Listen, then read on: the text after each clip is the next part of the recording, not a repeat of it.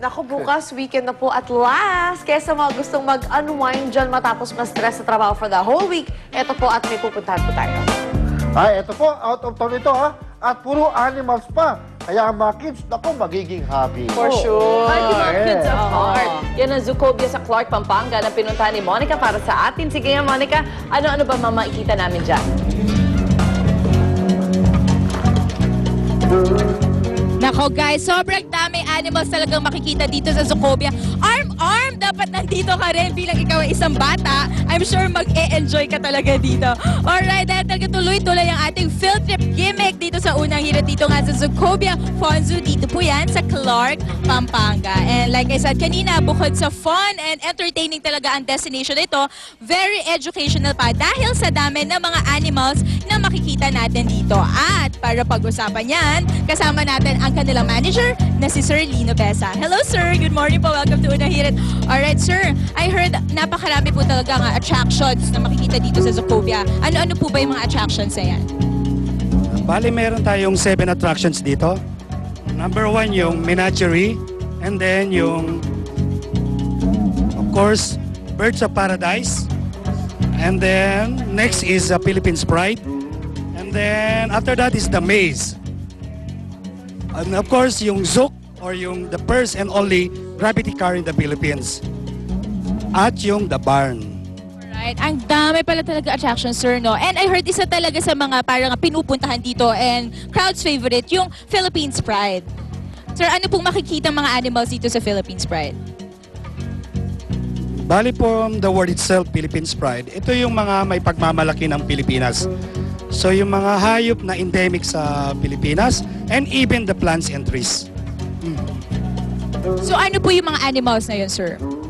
So, kagaya nung ating our very own version ng porcupine, meron din tayong bearcat, yung tinatawag na binturong, commonly known as binturong. Ang ating Philippine macaque or yung Philippine monkey, Philippine python, at marami pang iba. Alright, ang dami pala talaga, no? So ito talaga Philippines Pride, sir. Mga ilan species po or animals na makikita dito sa Zootopia? Sa all in all, we have more or less nasa around 40 species, no?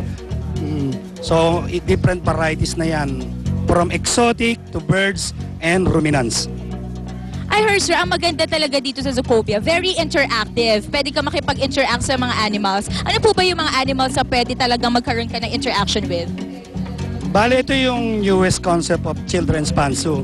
So, ang pagkakaiba natin, unlike yung typical na zoo, nakikita lang nila yung animals from a distance. Here, pwede nilang pakainin, pwede rin nilang hawakan yung mga animals. And we have an animal show also. Alright, thank you so much, Sir Lino. Ayan, mga kapuso. Ngayon naman, para malaman kung ano pa ibang animals na makikita sa isa pa sa mga attractions dito, ang The Barn, puntahan naman natin si Doc Ferds. Go, Doc!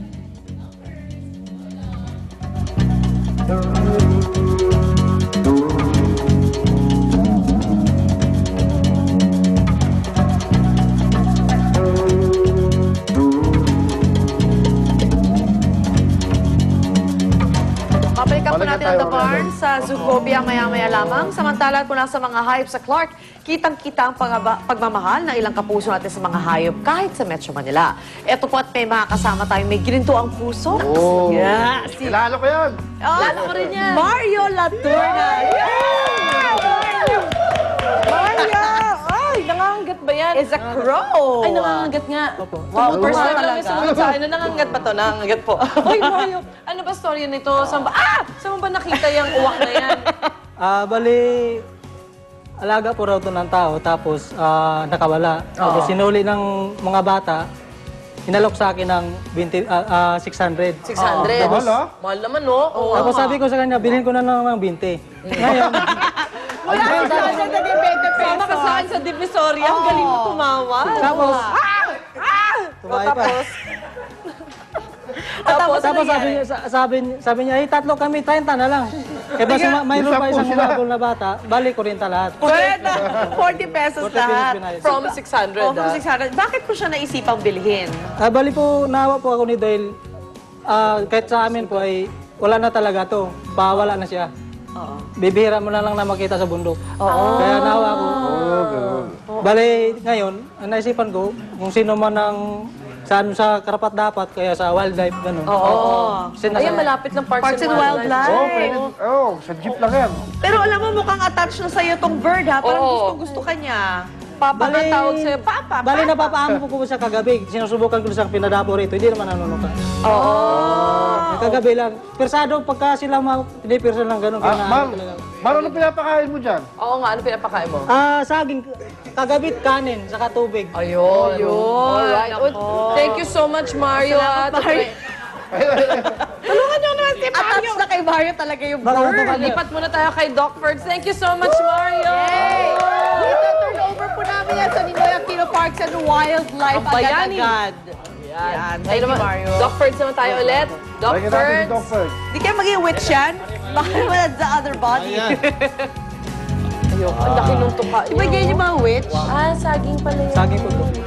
O yan, nagka-problema lang tayo ng konti kanina dahil nagkaroon tayo ng yung ating microphone. O, sabi nga ni Sir Lino kanina, yung mga hayop dito, pwede kang magkaroon ng close encounter. Gaya na halimbawa nitong mga miniature horses na nakikita natin ngayon. Yung papansin nyo yung isa, pwede silang lagyan ng saddle. So the kids, pwede silang sumakay at maipet ang mga ganitong klaseng hayop. At syempre, yung mga hayop na makikita natin sa loob ng isang barn, mga kambing. We have different breeds of ghosts na pwede natin makita dito sa loob ng the barn, dito sa Zoocobia.